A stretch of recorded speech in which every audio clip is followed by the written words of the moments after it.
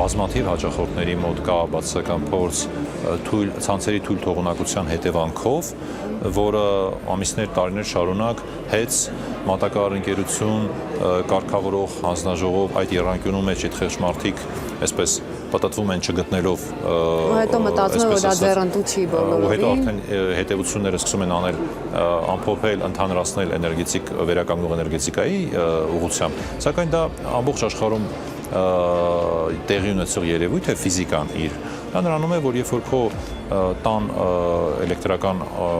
կայանքի համակարգի թողունակությունը 10 կիլովատ չկա եւ ենթադրենք 5 կիլովատ է այդ թողունակությունը, բայց քո այսպես ասած տեխնիկական պայմանը, որ դու ստացել ես հեցից 10 կիլովատ է,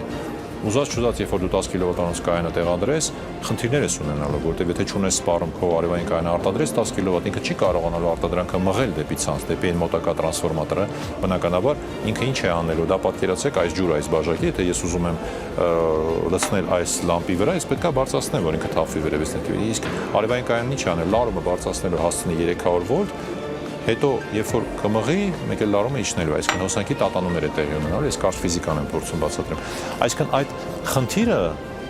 պատկերացրեք մի քանի հազար հաճախորդներ ունեն եւ իրենք չեն հասկանում ինչից է առաջանում, շատ կարեւոր է որ բիզնեսը եւ պետությունը հասկանա պատասխանատվություն վերցնի, ասի այս հարցը պետք է sense լուծել։ Մենք լուծումներ ունենք, առաջարկում ենք, առաջարկել ենք